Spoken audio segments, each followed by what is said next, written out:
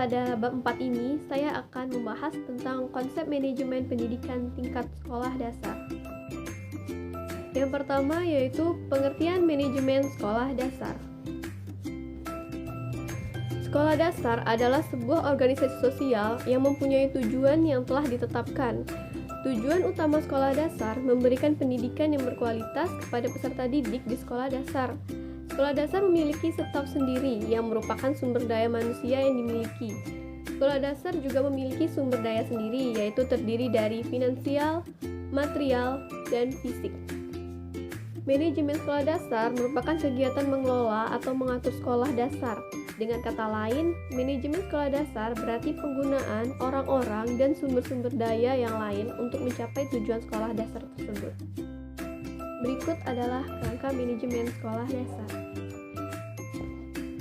Kerangka manajemen untuk sekolah dasar harus meliputi pernyataan eksplisit mengenai kewajiban dan tanggung jawab semua pegawai, sehubungan dengan manajemen pembelajaran siswa dan kurikulum. Manajemen kurikulum meliputi semua anggota komunitas sekolah dasar yang bekerja sama sebagai sebuah tim. Pekerjaan dalam sebuah tim di dalam sekolah dasar merupakan hal yang penting, terutama antara pemerintah dan pegawai sekolah dasar, antara pegawai-pegawai sekolah dasar, serta pegawai dan orang tua. Kerangka manajemen sekolah dasar meliputi jadwal dan prosedur untuk perencanaan anggaran tahunan sekolah, kemudian peran kepala sekolah di dalam penyusunan anggaran tahunan, lalu laporan yang diinginkan pemerintah dari kepala sekolah mengenai kinerja sekolah secara umum dan pengeluaran anggaran, wewenang yang didelegasikan kepala sekolah, selanjutnya pengaturan untuk melakukan otorisasi pembayaran, selanjutnya menyetujui prosedur untuk mengisi kekosongan pegawai, dan yang terakhir, pengaturan manajemen pada saat ketidakhadiran kepala sekolah. Selanjutnya yaitu ruang lingkup manajemen sekolah dasar.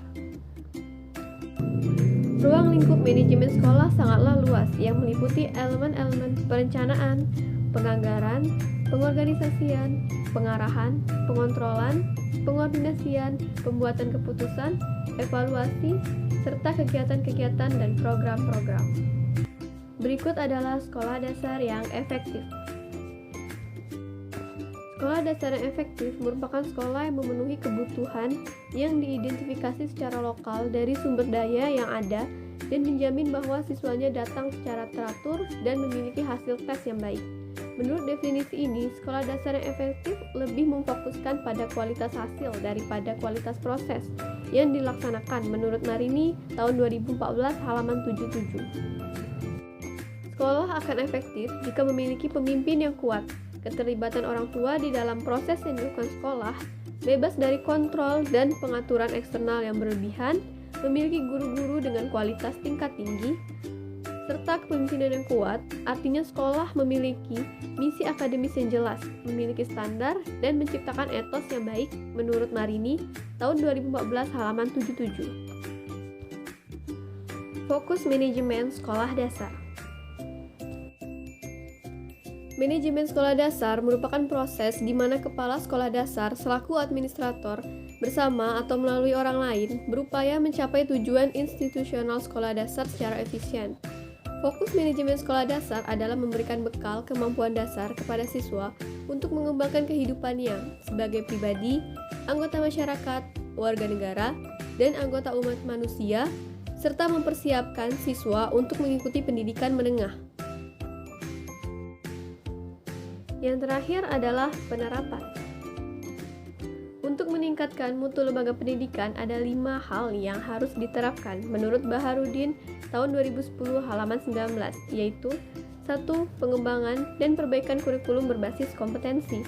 Yang kedua, perhatian kondisi kebutuhan siswa dan masyarakat. Yang ketiga, sistem evaluasi yang ada hendaknya dirancang dengan berbasis keahlian peserta didik. Ini berarti sistem pendidikan yang dijalankan lebih menitik beratkan pada pengukuran kemampuan peserta didik pada ranah psikomotor, daripada hanya sekedar memiliki dan mengetahui pengetahuan dan keahlian yang diajarkan pendidik.